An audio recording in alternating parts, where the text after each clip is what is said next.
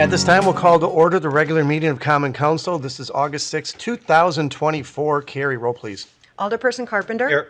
Estercon. Gantz. Here. Henson. Here. Kuniger. Here. Ledvina. Here. P-Rock. Here. Quigley.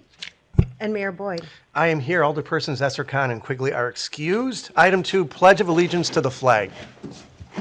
I pledge Allegiance to the flag of the United States of America and to the republic for which it stands, one nation, under God, indivisible, with liberty and justice for all.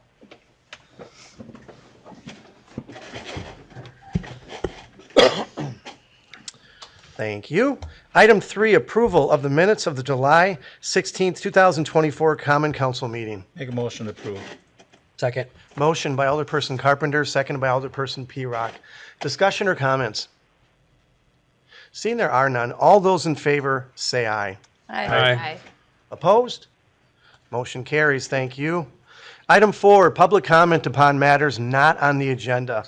Comments made during the public comment period shall pertain only to matters under the jurisdiction of the Common Council. Anyone in person or virtually have any public comments upon matters not on the agenda? If so, state your name.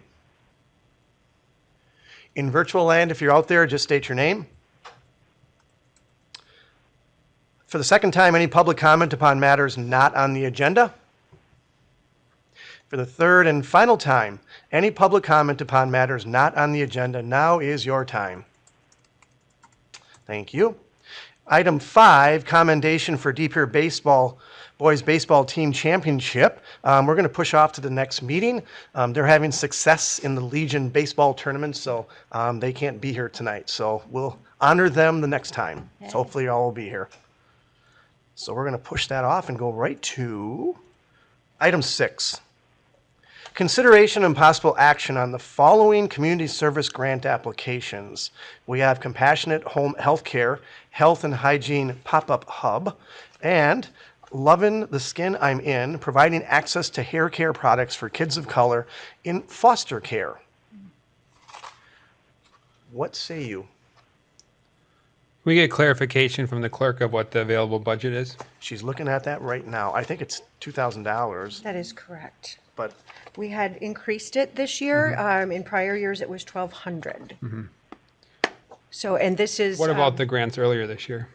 Those were December. December? Yep, so those were from 2023. So we consider grant applications once in the spring, summer, and then once at the end of the year. So that 2,000 would be for 2 rounds of applications. Okay. Alderperson Levina? Despite increasing the budget, the total amount someone can receive is $600, though, correct? Correct, that stayed the same. Well, then I would make a motion to award $600 to each applicant. And then second. second. We have a motion by Alderperson Levina, second by Alderperson Gantz, to award $600 to each applicant for a total of $1,200, which will leave $800 in the pile. Any comments, discussion with the motion and the second as presented? Alderperson Hanson. Is there going to be another application window for the other 800? Yes, we typically begin advertising a month before the due date, which will be December 1st. Okay. Other questions or comments? Oh, there she is. You good? Is there anybody to speak about the hair care products? I am not sure. Anyone here to speak about the home health care, compassionate home health care? Yes. Sorry, I'm late. You're right on time. Well, that said, I'll give you a really quick recap. Based on the funding we have available, the motion and second is to give both of those that are up $600, which would be the maximum. So you can speak if you'd like, but it sure looks pretty good. Does anybody care? Do you want to hear what it's all about? Sure. I'll make a motion to open the meeting. All right. Okay, hang on one second. We're going to, a motion? Motion to open the meeting. Second. We have a motion by Alderperson Carpenter, seconded by Alderperson Levina to open the meeting. All those in favor say aye. Aye. Opposed? Motion carries. Thank you. So what you're going to do is come to the table up front. And then we'll just need your name and address. Dawn Paradiso Hansen, 1224 West Parkway Boulevard, Appleton, Wisconsin. Thank you. And basically, I think I'm hearing here that they just like to hear about your Yeah, just a your recap. products. Yeah, so Compassion Home Healthcare, what we do is we're trying to fight health and hygiene poverty. And typically what we would do is we would have organizations come to our warehouse, tell us, like through the ADRC, we need 89 bags for 89 clients. They would come collect the bags that had toilet paper, shampoo, soap, laundry detergent, and then those clients would receive it. What I'm trying to do is change that up a little bit and actually bring it to more people by doing a pop-up hub.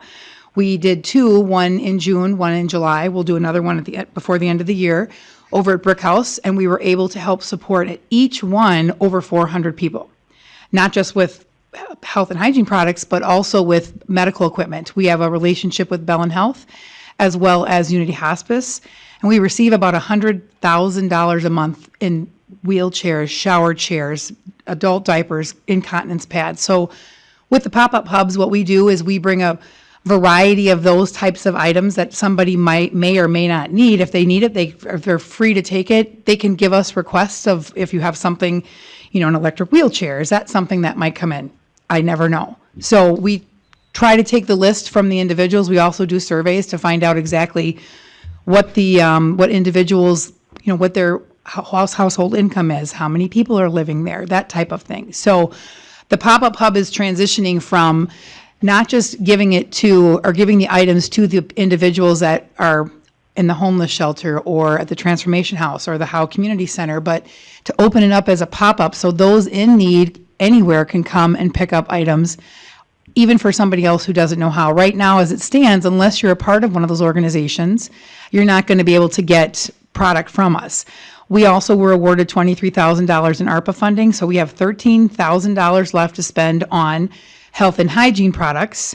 I work with Jake's Network of Hope, which allows me to purchase products at 10% of cost. So imagine what $13,000 in product would look like at that. And the goal is to get that all purchased and then have a variety of pop-up hubs here before the end of the year. So that's pretty much it. Very good. Thank you. That's a good explanation. All good? Yeah. All right. Thank you very much. You're welcome. Make motion go back to regular order. I'll second. Motion by Alderperson Carpenter, seconded by Alderperson Levina to go back to regular order. All those in favor say aye. Aye. Opposed? Motion carries. Thank you. Thank you once again. We do have a motion and a second. Any additional discussion and/or comments? Is it roll? All right. Roll call vote, please. Alderperson Carpenter? Aye. Gantz? Aye. Hanson? Aye. Cuniger? Aye. Ledvina? Aye. P-Rock? Aye. Motion carries. Thank you. Thank you. Item 7, consideration and possible action on Rock the Dock request to use public parking lots. I'll make a motion to approve. Second. Motion by Alderperson Gantz, seconded by Alderperson Carpenter. Discussion or comments? I believe you all can see where the maps are included on the inside, and I think we've done this in the past as well. All right. Seeing there are none, all those in favor, say aye. Aye. Opposed? Motion carries. Thank you. Thank you. Item 8, recommendation from Plan Commission to approve the final DPR Comprehensive Housing Study and Action Plan. Before we have a motion in a second, I'm kicking this out to Peter. Thank you. I just wanted to let you know that we have come to the final stages of drafting our comprehensive housing study and action plan with our consultant, Camoin Associates, which is in the audience seated behind me. They are here to give a brief summary presentation to you of the document that is included in your meeting packet.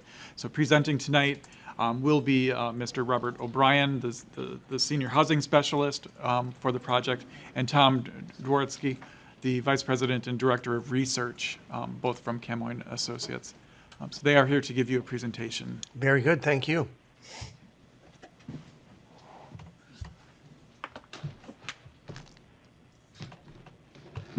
And Dan, you're the helper?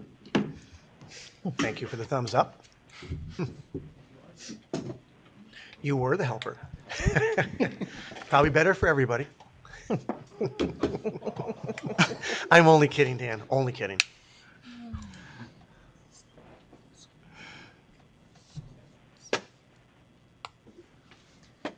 Hi, thank you, everyone. Good evening. My name is Tom Duretsky with Camoin Associates, Vice President and Director of Research. We're here this evening to share the results of our housing study. We started work on this back in about November and have wrapped up the study. And so we'll be presenting on it this evening.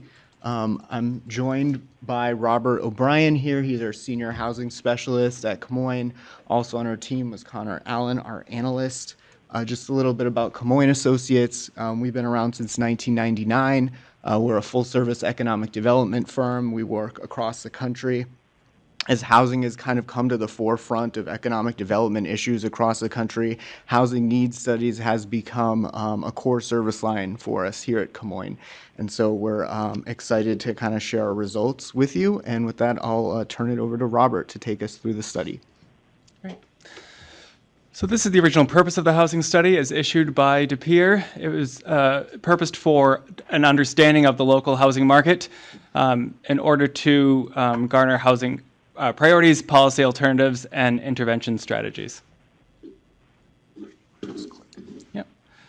The components of the study that you'll have seen in your packet, you'll see there's an executive summary, there are key findings, goals and strategy recommendations, and then there's an addendum with all the data reports and the survey results. For research, we visited Pere last fall, conducted a site visit and tour with interviews of local professionals involved in the housing industry. We reviewed recent studies and plans pertaining to housing and conducted a public survey. The data reports that you'll see in the final report cover demographics, economics, workforce, and employment. We went through the rental markets, the for sale markets. We looked at development trends, affordability assessments in terms of what the local population can afford for price points. And then we did housing needs analysis, which looked at a projection of how many units, both rental and ownership units, would be needed in Pere in the next 5 years. I'm going to run through very quickly 10 key findings from the data reports. The first is looking at population growth. So this mirrors a lot of what's been happening nationally, but Pere enjoyed robust population growth in the first decade of this century. It declined somewhat from that high point after 2010, and then after the pandemic, population growth nationally has slowed down considerably. We understand, we are aware of the Southern Bypass Bridge that's going to be constructed south of Pere, and that might affect future population growth in the city. But in terms of following the trends of past growth for the city, this is what the data is pointing to. Another key finding is the number of workers who reside in the city of Pere versus the number of workers who commute in. So for those who are employed within the city bounds, 89% of those workers are commuting into the city to work here. And among residents in the city, only 15% of local residents actually work in the city itself. That's interesting. The city of Pere has enjoyed tremendous job growth, and even in the last 5 years. You can see here the red circle, it's far exceeded almost by 4 times the national job growth for the United States. But that job growth, which has amounted to in the last 5 years about 3,000 new jobs, is going to put demand on housing for those workers who want to work here. And also it's going to, a misalignment in housing will put strain on the ability of employers to gain those workers in the future. For housing starts, Pere has also followed a national trend, tremendous boom in housing in the first decade of the century. Here we see 19% between the year 2000 and 2010, followed by still a strong growth of 6% for the following decade. But what happened is a cliff all across the country after the Great Recession. Great Recession started in the end of 2007. It followed through to 2009. That's when lending for construction stopped. Mortgages were complete. The rules for mortgages were completely changed, and production just really ceased nationally. So you can see that pattern happening here in De Pere, and as a country, we've never really caught up to the supply we lost in that decade, and that is causing housing constraints everywhere. A quick glimpse of how De Pere's housing market, for sale market, is performing compared to the county as a whole. It's actually quite similar. These are median sale prices with the underlined number here of 317 for the city of De Pere and 315 for the county as a whole. As you of course know, there are going to be variances across the county of different price points, but overall the medians are very close. We also see for the months of supply of inventory being sold, the months of inventory are similar as well for both the city and the county. Rental demand is exceedingly high in De Pere. For the last decade, so for the line graph on your right, you can see from 2013 to 2023, that line of vacancy has stayed below a 5% benchmark for that entire decade. That 5% benchmark is a national standard that housing analysts use to garner how much demand there is for rentals. And 5% is considered sort of a balanced market. And anything over 5%, you would consider that market to be somewhat saturated. Anything below, you would measure demand. And so we've seen for the last decade, there's been tremendous demand for rentals in De Pere. On the left, you'll see the bar graph. There have been almost 1,000 new units introduced to the marketplace in the last 5 years or so, and still the vacancy rate stays very low. So the marketplace is far from satiated for rentals. This is just a quick snapshot of what sort of income levels are living in different types of housing. So over half of homeowners on the top right are in the 120 to over 150% of area median income. That's over half of owners are in that income bracket. And then you see in the left circle, over half of renters are in that 35 to 80% of AMI. Area median income. So these are the two income populations that are living in the two different types of housing units. Housing cost burden is defined by the U.S. Department of Housing and Urban Development, or HUD. It is defined as spending more than 30% of your income on housing costs, whether that be a mortgage and insurance, or it could be rent and utilities. And anything beyond your income being spent at 30% is considered housing cost burden. So what we want to note here, the most alarming number that you'll see in the far right corner are senior citizens, 65 years or older. Those who rent, 44% of them report being cost burden, which is an extremely high number. The next two numbers down from that are you have those young professionals, folks ages 35 to 64 who are on a career track. Almost a third of those folks who are renting are considered cost burden. And then going back to seniors who own their own homes, a quarter of them, over a quarter, are cost burden as well. So especially for senior citizens on a fixed income, the housing crisis and housing costs have become alarming. This is taken from our gap analysis. This is how Commendation Associates has projected demand for new units in De Pere. We really are going to lean in on the top table you'll see.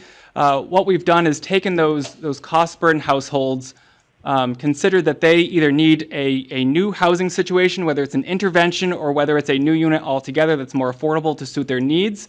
And the other number below that that we call displaced commuters is we take the historic average of commuters coming into the city of De Pere. And when those numbers go up, we assume the difference between the historic average and the increase in new commuters is the number of folks who would live in the city of De Pere if they had an option that suited their needs. We've counted that number to be 417 households. And so together we have about 2,500 new households or new housing units in demand. We've broken those down between owner-occupied, about 1,400, and renter-occupied, about 1,100. You'll see on the screen. This bottom table, I just want to take of note, we do not count it toward the housing units needed, but they are reported by the census, and city leaders should be aware of them. These are folks reporting mostly through the census of substandard housing conditions, overcrowded housing situations. Obsolete housing is a calculus factored by HUD, where they take each region in the country and notate the number of demolitions happening to historic buildings, and they apply a percentage to the number of older buildings you have in De Pere. And then finally, underhoused residents ages 18 to 34. These are adult children living still at home who don't intend to be, but are stuck there for economic reasons. So some of these can be double counted. By that I mean you could live in substandard housing at the same time you're living in overcrowded housing and being counted twice, which is one of the reasons why we don't include this number in our final tally. But we just wanted city leaders to be aware of these circumstances being reported to the census. This is my last slide for findings. This was taken from the public survey. These are the true prevailing issues for both homeownership and for rental units in the city. Both came out on top in terms of cost of houses being listed as the most pressing issue, at nearly 61% of respondents saying that cost of houses were the biggest issue in the housing market, and then the price of rent in the rental market. These might seem self-evident and expected, but we conduct a very similar survey across the country, and this isn't always the case. So it's just reaffirming what we know about the marketplace. These are the issues that respondents were highlighting. I'd like to go over at a high level the goals and strategies that we have recommended, and then we would be happy to entertain any questions that you may have. We have suggested two goals. One is to increase rental production. The other is to increase ownership units in the city. We've marked for a target for rental units, near 1,100 rental units for low or moderate incomes in the next 5 years. I believe we have 5 strategies in this section. The first is to establish designated growth areas for new construction.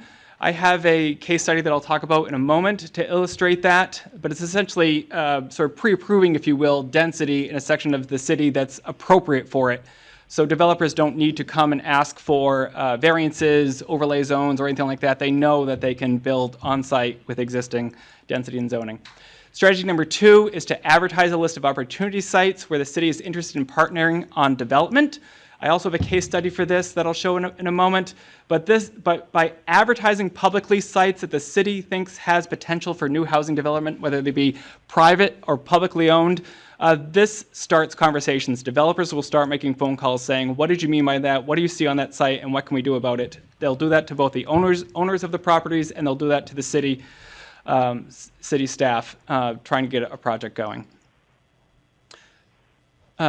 Strategy 3 out of 5 is to implement density bonuses for affordability. This is pretty straightforward, but for those developers who are voluntarily willing to dedicate a unit or more to an affordable price point, that they would be provided a density bonus beyond what the zoning allows. Strategy number 4 is to provide city land or to build out infrastructure in exchange for affordability deeds. We know the city has partnered with developers in the past, specifically during COVID, we heard, was a time when the city partnered with developers on building out some infrastructure. This is just a suggestion to build in that quid pro quo. When the city plays a partnership, when they expend public resources on these developments, to ask for those affordability deeds in exchange for them. And the last recommendation for this goal is to assist or to bolster the financing of backyard cottages that are willing to accept affordability deeds or price caps on them when they're rented out. Very briefly, it's excellent that the city of De Pere has adopted backyard cottages for the city. I will say that they are extremely difficult or extremely expensive to construct and very difficult to garner loans to construct with. And that is because there are very few comps for a lender to find when there aren't existing backyard cottages already built in this marketplace. How can a lender determine what its worth is when they're trying to lend out a loan, and also how can they foreclose on it? What's the collateral that they can use for a backyard cottage that gets very sticky? So those are the true reasons why traditional banks don't like to loan to these. Providing loan guarantees potentially, developing a revolving loan fund through the city. Those two might be mechanisms by which to open the gates for lending to construct these backyard cottages. I believe I have two case studies really quickly for the first goal. This would go toward growth areas. This is a town in the state of Maine with called Scarborough. It has roughly 20,000 people in it. They are characterized as rural suburban, and there was a former horse racing track, a historic horse racing track that had gone defunct. Developers came in and asked to do a master plan for this and to build much greater density than the town would typically offer. They had an overlay district that allows for this level of density. So this is an idea of a growth area. They have built condos, they've built cottages, they've built townhouses, apartment houses, row homes. They're considering a tiny house village. They're doing every diversity of housing model that you can think of in tight, walkable, planned streets. And it drops the price point down when you build that density. This is not disrupting the character of any existing neighborhoods because it's secluded from existing neighborhoods. There are gateways on either side of it that empty into major corridors so that it does not disrupt the traffic patterns of existing neighborhoods as well. And they are selling like hotcakes. They plan to build, I think, 2,500 units on this parcel when they're done, and it's just been a very successful case study. This is an example of opportunity sites. This is a town of Madison, not Wisconsin. It's in Maine. They are a post-industrial town. They lost a paper mill, and they conducted a housing study, and from that housing study, they looked at opportunity sites in the town of Madison. They hired a landscape architect to do concepts of what could be built on those sites. You see the concept in the upper left-hand quadrant. And then they commissioned a mock pro forma of how those sites might be built out. What happened when they did that, they had the housing study to prove market demand to developers, and then they had these site concepts and pro formas to show developers what could be built there for a profit. The town manager took it to developers and investors, sat down with them over coffee, they talked about it, and you can see what was ultimately constructed on the right-hand side did not mimic or repeat what was conceptualized, but the developers took those ideas, started the conversation, found their own pool of investors, and then constructed, right here, our affordable apartment buildings where none had been considered before. This was a defunct school site. It was a vacant parcel. No one was doing anything with it for a decade, and it was because of these actions, because of this opportunity site list, that they now have 18 affordable rentals on it with a capacity to go up to 36. This is the last goal I'll run through quickly, and then I'll open it up for questions, but this is for housing production for homeownership units. We've identified a target of over 500 houses for households earning between 80% or 120% of AMI. There's demand in the marketplace for more houses above those price points, but typically the private sector does not need a housing study to see those through. So strategy 1 in this goal is to rezone future residential areas with housing count minimums. And this goes back to your zoning may allow for more density, but if it doesn't require more density, both home builders and lenders typically want to repeat what have been successful business models to date. Which are generally larger houses on larger lots for larger price points. That's what sells, that's what's been proven, and so they want to wash and repeat that. And so if you don't sort of put in a bit more of a requirement on the developer to consider more density, they may just continue to build those larger, more expensive houses and lots. This requires both the lender and the developer to consider more density, lower price points with more housing counts per acre. Strategy 2.2 is to allow for what we call gentle density in existing neighborhoods. This is an idea of not disrupting the character of a neighborhood, but allowing for things like duplexes where single family is allowed, allowing for infill with smaller lot minimums. Maybe if someone has a double lot, they could, where the setbacks would not typically allow another house to go, to allow a cottage to fit into that, to subdivide and allow a cottage to fit into that side lot. So it's gentle infill into existing neighborhoods and loosening up your zoning to allow for that. This is my last page of strategies. I have 1 or 2 case studies, and then we'll open it up to questions. So strategy 3 is to partner in rent-to-own models. Rent-to-own works the same as the car lease model. You lease a house for a number of years, and then you have an option to purchase it. Where this really works is for new home buyers or first-time home buyers who may not have the capital or the cash to put down a down payment. Thank you. Finally ran out of steam. So easy. A down payment. So this allows them a number of years to either save up for that down payment. Some models allow a credit for that lease to go towards the down payment, but it really allows their foot in the door. You've also probably heard colloquially people, especially first-time home buyers out there trying to buy houses, there are 19 people bidding on these houses, and this allows them to rent a property where they would not be competing for that house when they ultimately go to buy for it. The second strategy is using land leases for affordability. These are where a mission-based organization owns significant parcels of land that they lease at a token price to a homeowner. So it's similar to a mobile home park model where the park is owned by one entity, but the tenant or the resident owns the improvements on top of it. So in this case, someone would have the rights to build on this land, or a home builder could build a house and sell it as well. All the improvements on the land are owned privately, but the land continues to be leased. And so what it does is it deletes the cost of land from the equation for purchasing houses.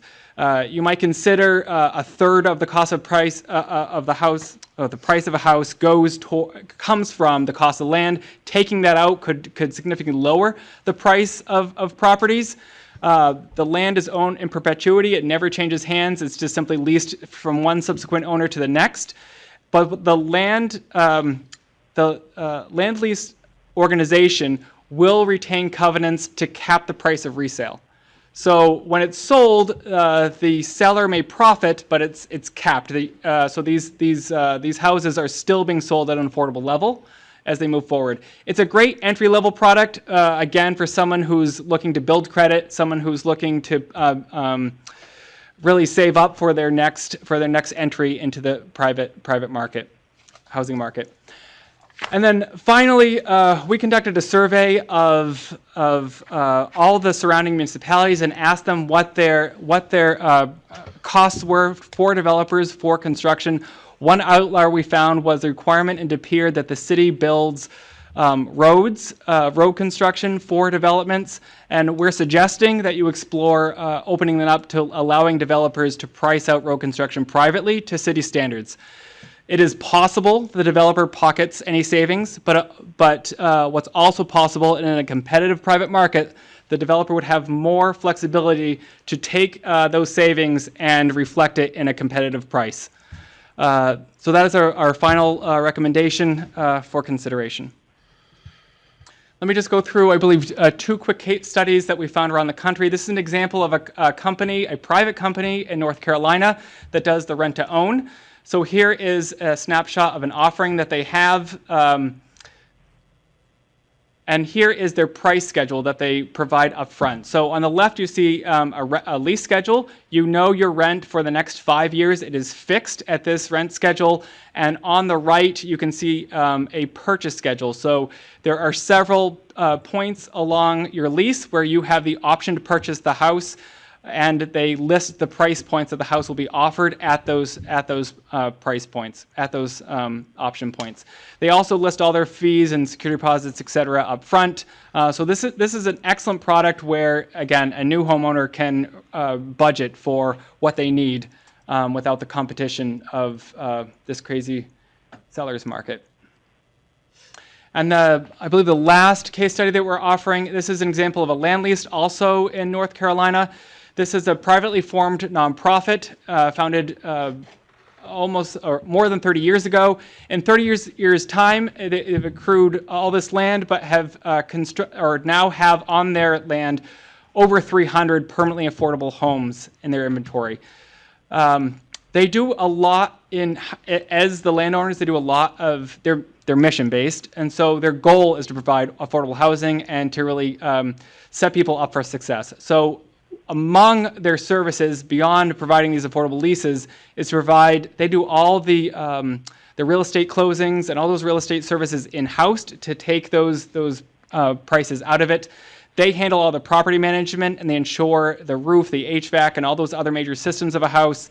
They require financial literacy education for first-time home buyers who live on their land. And they have a variety of different types of housing units on their holdings as well. Market rate houses, affordable houses, and rentals.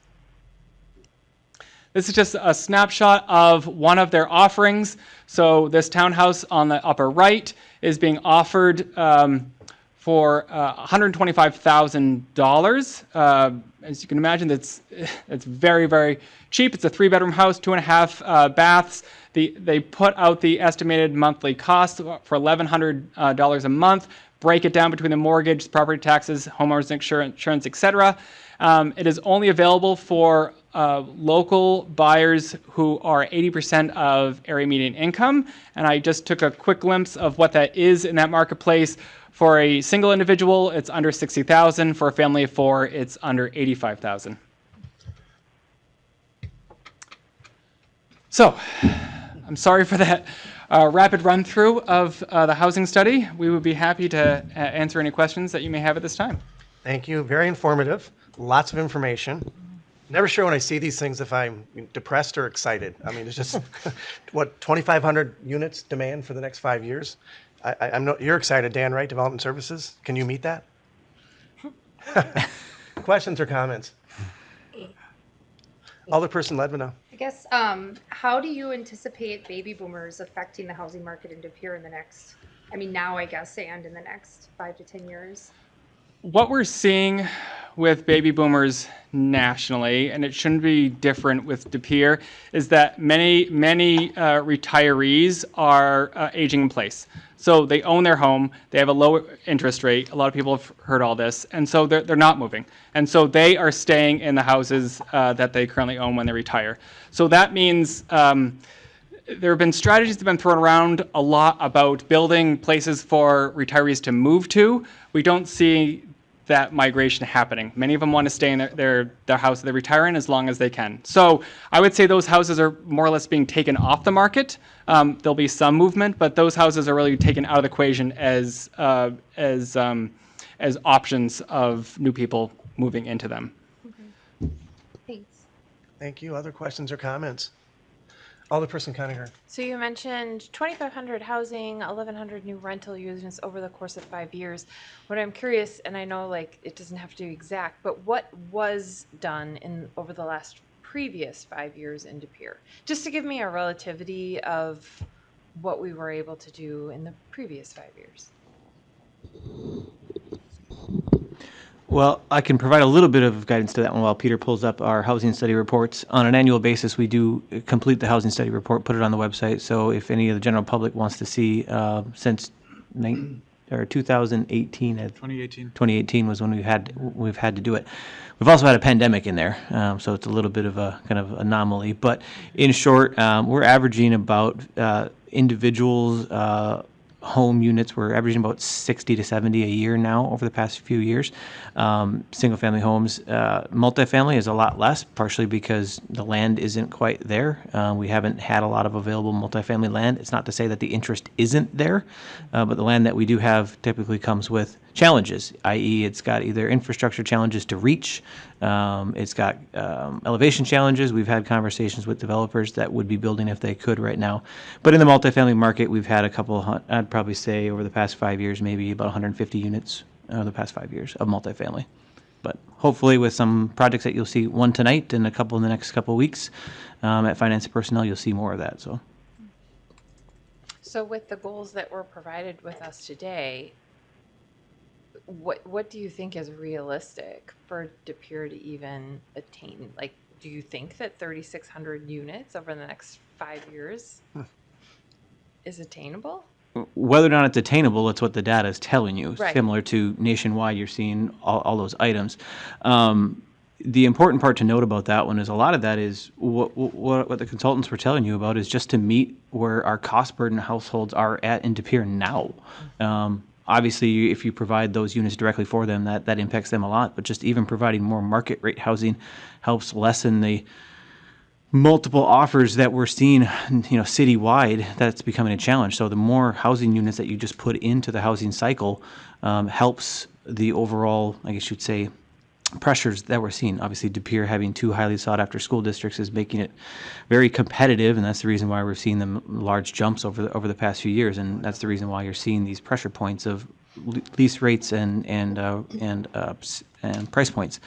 So whether or not it's attainable or not, we have a southern bridge that is opening up 700 acres to development. Now, the pace of that development will be guided by the landowners as well as our ability to provide infrastructure at a response rate that matches that. So the absorption rates are there. I mean, our subdivisions that we've been building over the past few years. So our engineering department's done a great job of designing and implementing with developers 3 new subdivisions over the past 2 years, and they are filling up.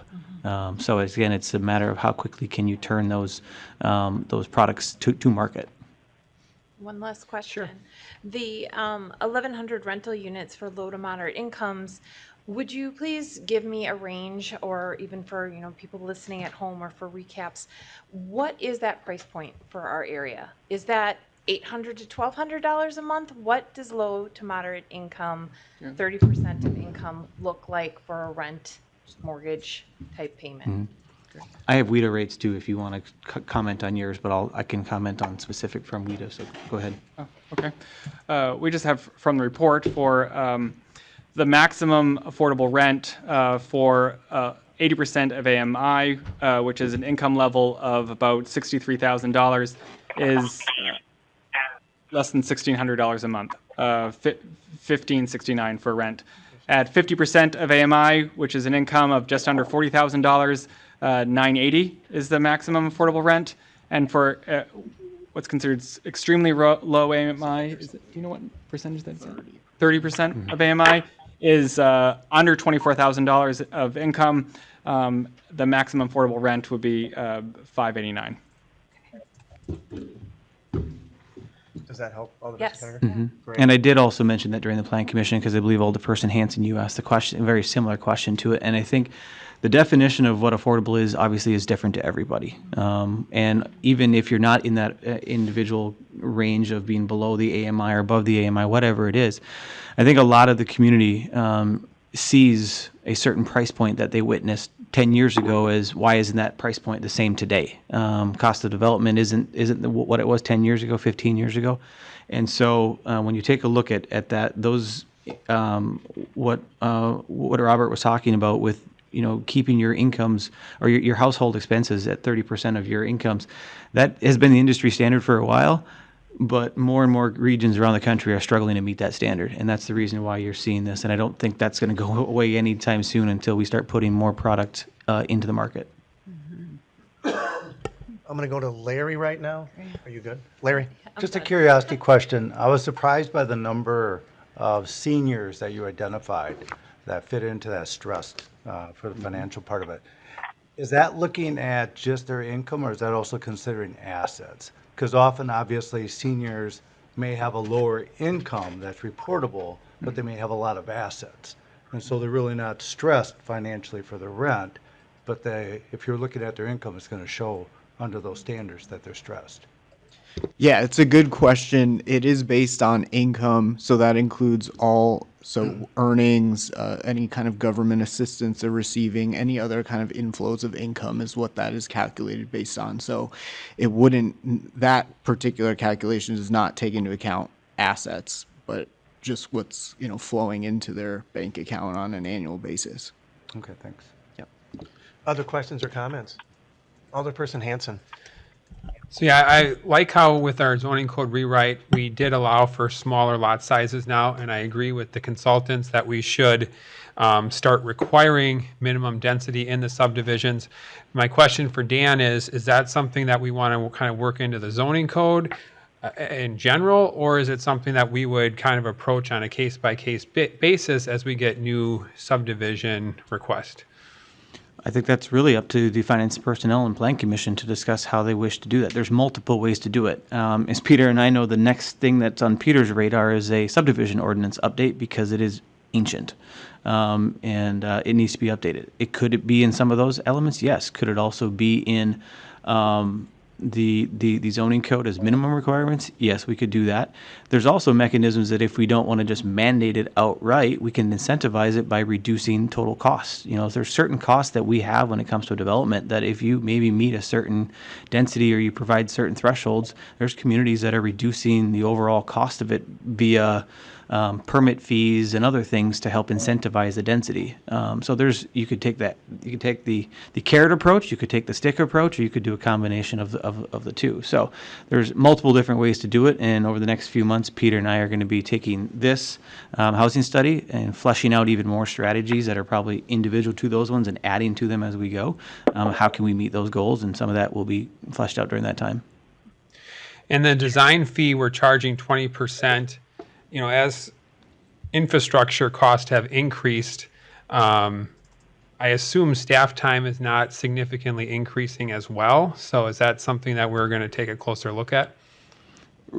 Our policy right now is looking at, or we take the design costs and do the 20%. Other communities break it down by, and you'll see that in the report, but they'll break it down by stormwater that has a certain percent plus a design. And some of them add it up to very similar to what we do. So we're not too far out of line from some communities, but like you said, the construction costs went up, but did our staff time go up equating to that one? That's not something that I can comment on. I think Scott's here to kind of comment on those items if necessary. But I think really what the recommendation was getting at is the developer in state statutes has the ability to price out a subdivision. State statutes allow them to do that, and if we're more than 10% apart from the developer, they can request to come to the drawing board and negotiate. That's in state statute. Whether or not we allow for that is a nature, but I think there are developers who are getting closer to that point because they want to see if they can control the cost maybe a little bit better than we can. I know that's not oftentimes the case, but that's what they're saying. So that's another point to investigate in the future. Larry has something. Larry? We've talked about that internally off and on. One more thing. And one of the concerns that's been raised, and this has actually been going on for 2 decades I've been here, same conversation, on the engineering part is when we've allowed the developers in the past to do projects, inevitably we've had issues with them. We're pretty much 24/7 because the contractors aren't meeting standards, they're not being followed, and then we end up with problems afterwards with streets, storm sewer, whatever, utilities. That's been pretty consistent in the past. So that's been a concern from engineering and public works. The other piece that fits into it, and again, if we had controls that made it maybe different, it would work differently. But just because you lower the developer's cost doesn't mean they're going to sell it less than market rate. So all you're really doing is giving them a larger profit margin, per se, and not forcing them to bring the price down to match what we're trying to accomplish for people to be able to get more affordable housing. So that's the other part to keep in mind, if that you're going to put in things to increase or decrease their cost because you're trying to get more affordable housing, then you have to do something to cap the cost so that it's not just simply at market rate, whether we're doing the work or somebody else is doing the work. All you're doing is spreading the profit margin. Yeah. And I think the point to that one is the state statutes are not saying the design, just saying the bidding process, meaning pricing it out. They're not saying actual design and build. It's just saying the state statutes allow for you to price it out, more or less. And that's the difference. And then, as Larry mentioned, that's where the carrot approach comes in handy. By as you write infrastructure agreements, you start writing mechanisms in there to make sure that those profit margins aren't increasing just because you're reducing those elements. Those all have to be tied together. There's no way you can do it. Otherwise, a realtor will put the price point, what the price point the market can take, and that's what they'll do. And just one other minor thing quick. At the Plan Commission, I brought up some of the data is the 54115 zip code as a whole and not within the city of De Pere limits proper. I do see there's kind of a disclaimer about that just before the addendum, but in the key findings, it's still kind of hit and miss. Like key finding 3 does have a disclaimer: city of De Pere data is represented by zip code 54115, but key finding 6 still doesn't have a disclaimer, and it has rental units that are in Ledgeview and Hobart. So just wanted to repeat that concern from Plan Commission. Duly noted. Yep, we'll make sure that shows up in the final report Okay. or final copy. Very good, thank you. Other questions or comments? Alderperson Carpenter. Yeah, Dan, are you going to find troubles, as they were saying, we're pretty much catering to the same building style, everything in this community, you know what I mean, as we changed ours. As you go forward and want to start changing these things, are you going to see resistance and not even have people want to come in? Well, like I said, that's maybe the reason why you don't fully implement it, but you use the carrot approach. I mean, there are going to be developers who take on the approach of this is how I made my money for 20 years and 20, 30 years. This is what I want to continue to do. And there is a market for that.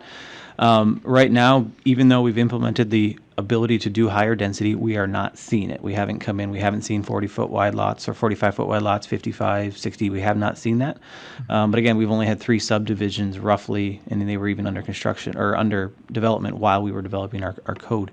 That being said, is we, as the committee or the council's aware, we acquired the 75 acres to the south of us on the west side. And as seen at the Plan Commission level, we are proposing potentially to simplify the entitlement process, i.e. get it to the approval process, and then either pass it off to a developer or be the master developer ourselves to show that product price point is in demand. We've heard from it, but again, until there's been a developer who's willing to step up, and that may be a developer outside of the region, or somebody who's done maybe a one-off project. So usually until there's a case study in the region to show that it works, it's a bit of a challenge. So that may be the case where the city takes the lead to show that it either works or it doesn't.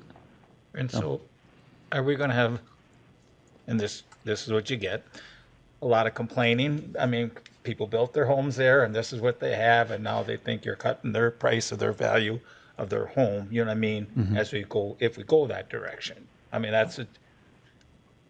when we build out on other areas, we've had it, putting in them townhouses or whatever, buffering.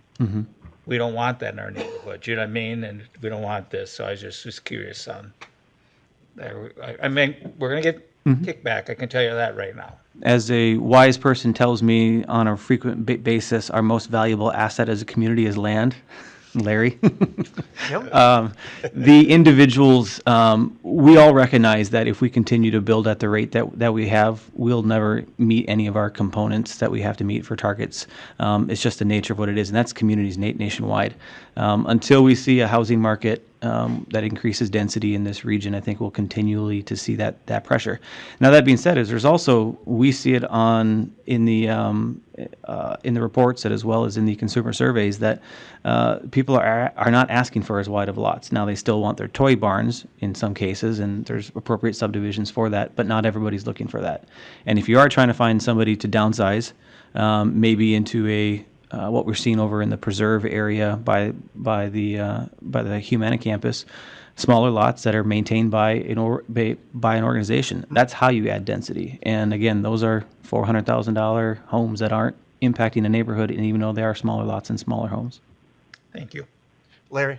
Yeah, and as an example too, the city used to have, if you'll notice in the older subdivisions, most of the subdivisions have a fourplex, duplexes, some 8 units here and there scattered. Each subdivision almost had some of that.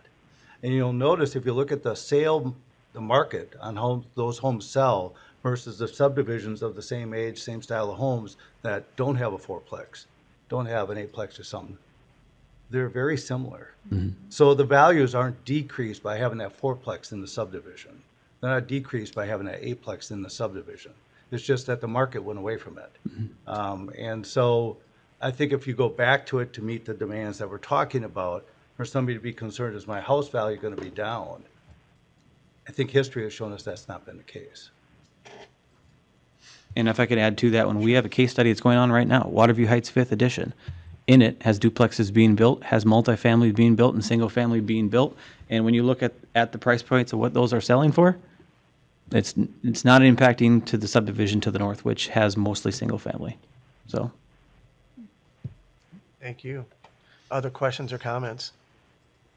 I mean, suffice to say, this is a really important report, so we have to have this. The other part of it is we have an incredible development services department led by Dan, and I think you hit on it that you're going to flesh this thing out, and this will take a while to go through all this. And I know there's some skewed data with 54115, et cetera, but it still gives us strategies and goals that he can work toward to come our way. So we're in good hands that way. Robert and Tom, thank you very much. Anything else you want to add? I mean, it's a lot of information that we're going to be looking at over the course of the year, so don't think any of us are done yet. No, it's a wonderful community. It's been a pleasure to work here, so thank you. Great, thank you very much. Thanks. I think we need a motion and a second to accept this, correct? To approve it. To approve. Make a motion to approve the report. I'll second. Motion by Alderperson Hanson, second by Alderperson Gantz. Any additional discussion and/or comments? Seeing there are none, all those in favor say aye. Aye. Opposed?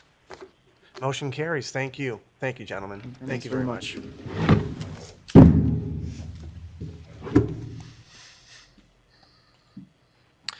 Item 9, correct? Thank you. Dan, could you switch to screen, please? Thank you. And we have heard out there's someone out there in virtual land who is not muted, so just kind of, are they better now? I think they're. Okay, they're good. All right. Item 9, recommendation from Plan Commission to approve a two-lot CSM at 2000 Commerce, parcel ED 3103, ED 3104, ED 3105. Make a motion to approve. I'll second. Motion by Alderperson Hanson, seconded by Alderperson Gantz, correct? Discussion or comments? Seeing there are none, all those in favor say aye. Aye. Opposed? Motion carries. Thank you. Item 10, consideration of possible action on development agreement with the Amerilux Holdings LLC. Move to approve. I'll second. Motion by Alderperson P-Rock, seconded by Alderperson Conacher. Discussion or comments? Anyone want to add on this, Dan? I was just wondering if we could get a summary of the modification since the last approval. It looks like some of the big information, like 600,000 a year increment revenue, that hasn't changed, but. Yeah, so the biggest change that the city attorney and I kind of wanted to bring back is the initial cost of construction came down, but it also then offered the developers the opportunity to become a joint venture in some other project inside of this development. And so as a result, the cost shifted a little bit from an overall construction standpoint. They're still willing to guarantee the 600,000, but we also did add language in there that if there's a portion of after all costs have been calculated and submitted to us, if there's a reduction from the overall amount, we'll have the opportunity to reduce our project incentive to them. But then in exchange of that one, also the guarantee would also then be reduced a proportionate share on that one. So it's kind of a benefit to everybody is they would see less of a tax bill and we would see less of a grant. So more or less, it's just kind of a equal kind of component to that one. And then kind of working through some of the timelines, fleshing out some timelines in greater detail and stuff like that. So that's the summary of the changes. Thank you. Other questions or comments? Do we get a motion in a second? We have one, We yes. have a motion in second. Only to say Amerilux, I know Kurt's back there and the whole crew, so very exciting. So hopefully this ends up the way we think it's going to end up. That said, roll call vote, please. Alderperson Gantz, Aye. Hanson, Aye. Conacher, Aye. Ledvina, Aye. P-Rock, Aye. Carpenter. Aye. Motion carries. Thank you. Thank you. Good luck.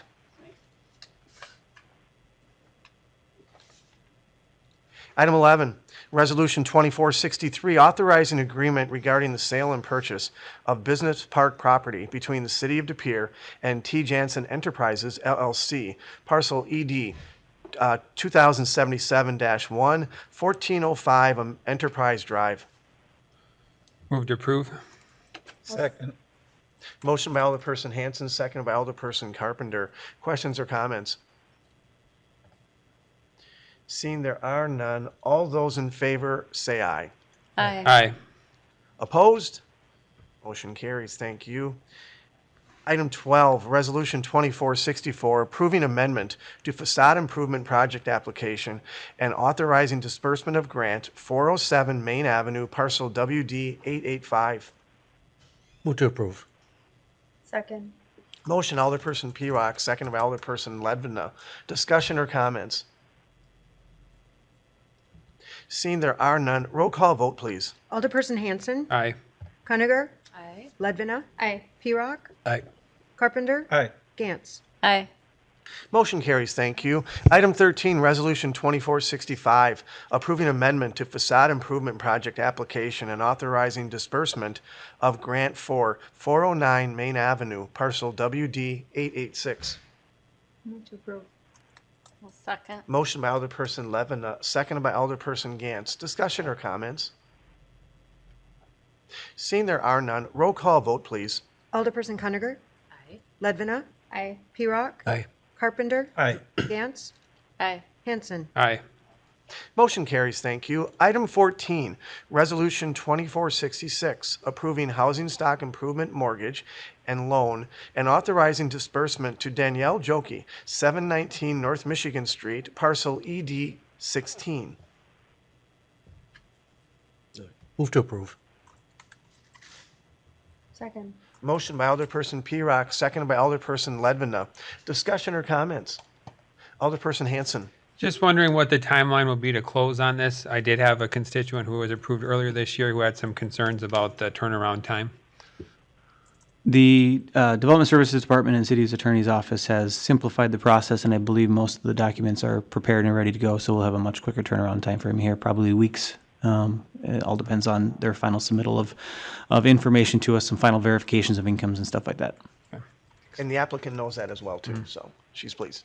Alderperson Carpenter. Yes, it doesn't have to do with this, but I was just curious if this house has a sub pump in it, and if it doesn't, we can kind of join in. Oh, It is an eligible expense, and so they were told if they wish to investigate that opportunity, it was available to I them. was just going to Yep. say, Yep. it's in that area that usually don't have them. very That's good. it. Absolutely, yeah. Thank you. Other questions or comments? Seeing there are none, roll call vote, please. Alderperson Ledvina. Aye. Pirock. Aye. Carpenter. Aye. Gantz. Aye. Hanson. Aye. Conager. Motion carries. Thank you. Item 15, Resolution 2467, authorizing development agreement between the City of De Pere and De Pere 230 Development Partners, LLC, former Shopko site, Building F, parcel ED 861 and ED 875. Make a motion to approve. Second. Motion by Alderperson Carpenter, second by Alderperson Pirock. Questions or comments? I have to have some Alderperson Hanson, questions. go for it. Just tying into the housing study, we obviously need more residential units of all kind, market rate, affordable units. So just wondering, Dan, if you can provide some context, because I know we'll get questions from the public about it, behind the decision to have all market rate units for this development. So the challenge that you run into when it comes to locally funding market rate apartments versus affordable apartments, and again, affordable is different to everybody, so I will say that right off the bat. But if you stick with the WIDA income limit requirements, which is where most people go into that camp, you end up having a lower value of a building, and then you have a higher TIF request to capture the lost increment revenue from a developer who's trying to make expected market rates of return. So you have kind of a double-edged sword of when you try to fund affordability by yourself. Now that being said, we do have an affordability fund here at the city that we can leverage to bring affordable units into a project. We are working with affordable housing developers. We're in communications to actually potentially target those funds for a different site in the community that would potentially be more beneficial, I guess you would say, from an overall services standpoint, but also a more cost-effective standpoint. When you take a look at downtown redevelopment with the cost of acquisition, utility relocations, and a variety of things, the cost of actual construction gets quite high, and therefore you either have to have market rates to support that cost or rates that are able to support that cost, or you have to subsidize it. And in this case, even to make it expected market rate of return, as we've put that out to our advisors, this is what needed and necessary even just to make a developer's market rate of return, and that's coming from Baird and others. So it's a bit of a challenge. Like I said, it's a double-edged sword when you try to incorporate locally funded only affordable housing. Now, that being said, is if WIDA or others can come to the table and provide affordable units in our downtown, whether or not part of future phases of this project or even in ancillary parking lots that we own that we intend to develop, there's opportunities. But again, there has to be more than just the city coming to the table and trying to encourage that. Thank you. Other questions or comments? And again, as we move forward here, this is a quite large project, and that's an understatement. So now we see this as a $90 million build-out. This is only two components of that. So the residents understand this is the development agreement with the city of De Pere. Dan, you want to take that? Yeah, this is only the first building. As you remember, last July when we met, the developers presented us with a development scenario that had multiple buildings on it. At that time, the city attorney and I requested the flexibility as the project evolves and adapts to be able to craft development agreements and bring them to you. So whether or not that comes in as 5 buildings or 4 buildings, the end result is a mixed-use redevelopment. And as development partners come in, they may not be the only developers in this project, and they likely won't be, but as individual buildings get purchased, the development agreements will come back to you. So whether or not it's true 90 million or it's 75 or 80 or whatever it is, right now the terms were presented in July so that we could give you at least as good of a picture as we could at the time. So as projects come in, you'll start to see us bring development agreements as they start to come online over the next 5, 6, 7 years. But it is a long play in a project. It's not something that's going to happen overnight. And so in this case, as part of this development agreement, there's also responsibilities on the city's end to construct the infrastructure as well as the public parking components to be part of that one. And once our public parking components are built, that leaves us the flexibility to actually even develop some of our parking lots that we have in that immediate area as well. So it's the first step of multiples, but we've got that first building in front of us tonight. Thank you very much. So this is just a start, people. Alderperson Hansen. I did hear from one business owner on Broadway Street who had some concerns about the location of the parking ramp being on the east side of Wisconsin Street. He thought it should be closer to Broadway. So I'm just wondering if you can provide some background behind what went into the location of that ramp. Really what it comes down to is the highest and best use of the property. If you think about placing your busiest street, a parking ramp on your busiest street versus where you could have a highly sought after location for your retails, your components. We like to make sure that our downtown is walkable, and so our downtown is walkable. So a half a block of walk versus having it be on Broadway versus half a block away is a very vital component to actually still being successful. Now again, we have, as I mentioned in our parking study and a variety of other things over the past few years, we have a bit of a walking tolerance problem in our downtown, not an actual parking problem. And so it's a bit of a challenge, we understand, but if you locate your parking structure where all the high prime real estate is, you tend to shoot yourself in the foot for the actual future development. So, and then lastly, we've been getting some questions from residents about the design for the buildings. I know that's not part of this agreement, but just wondering kind of what the timeline for that would look like. Well, our zoning code created the standards for downtown. We set in our new process of our new zoning code, established clear standards for what has to be done. The Plan Commission went through a lot of iterations of that over a 3-year period. If the developer meets that project, meets those standards, it will be and meet the intent of the zoning code. It would come through our staff approval process. If they're requesting deviations from that, either in setbacks or in design and materials, then it would go to the Plan Commission. So over the next few months, you'll start to see, or we hope to start to see after we have a development agreement signed, that we start to see some of those things roll out from the developer.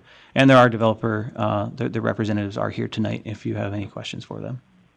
I do know one of the papers had an article and a picture on the front of it that had a building, which I think wasn't even that building that's being proposed because there's nothing there. It was actually a rendering of, I think it was James Street and then Wisconsin Street.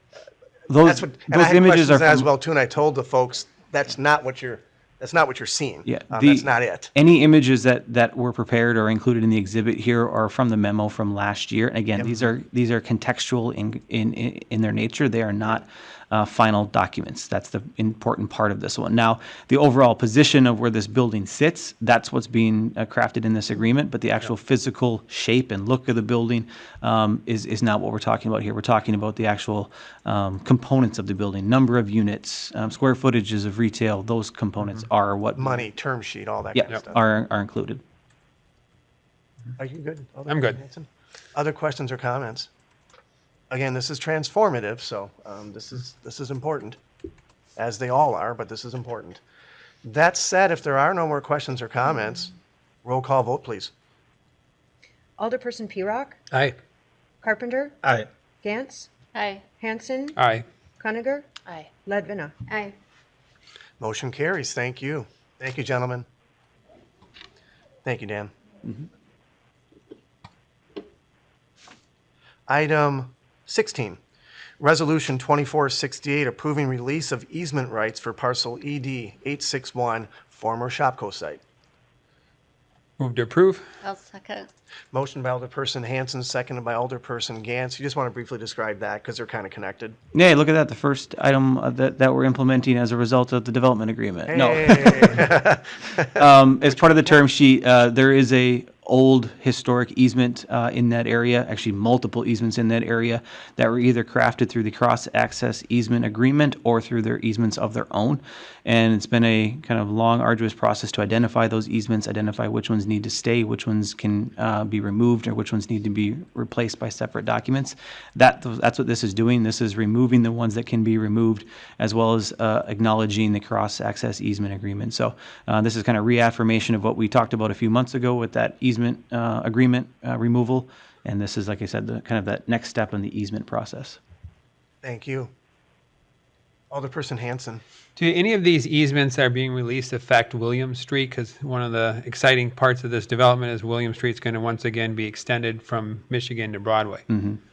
So in this case, the building is over there right now, and so some of the easements that would be impacting that were included in the cross-access agreement. They were included in that one, and then there's a couple small other components that could impact one. But really, what we're doing is we're trying to pave the way to remove those those concerns. And we've had conversations with WPS when it comes to the locations of future infrastructure. And our engineering division has been working with us, and I appreciate the effort that they've put in to kind of craft a conceptual design of that one so that they can provide comments to those utilities. Okay. Thank you. Other questions or comments? All right. That said, all those in favor say aye. Aye. Opposed? Motion carries. Thank you. All right. Thank you. Item 17, Resolution 2469, approving the 10th Amendment to Central Brown County Water Authority water purchase and sale contract. Move to approve. Second. Motion by Alderperson Ledvina, seconded by Alderperson Carpenter. Questions or comments? Seeing there are none, roll call vote, please. Alderperson Carpenter, Aye. Gantz, Aye. Hanson, Aye. Conager, Aye. Ledvina, Aye. P-Rock. Aye. Motion carries. Thank you. Up next, item 18, future agenda items. Anyone have anything? All right. Item 19. Is this when we move into executive session? Yep. So 19, 20, and 21. Okay. The next items, we are going to go into executive session, so I'm going to read this. Please take notice that the council may convene in closed session pursuant to Wisconsin Statute Section 1985L for agenda items 19 through 21. For deliberating or negotiating the purchasing of public properties, the investing in public funds, or conducting other specified public business whenever competitive or bargaining reasons require a closed session.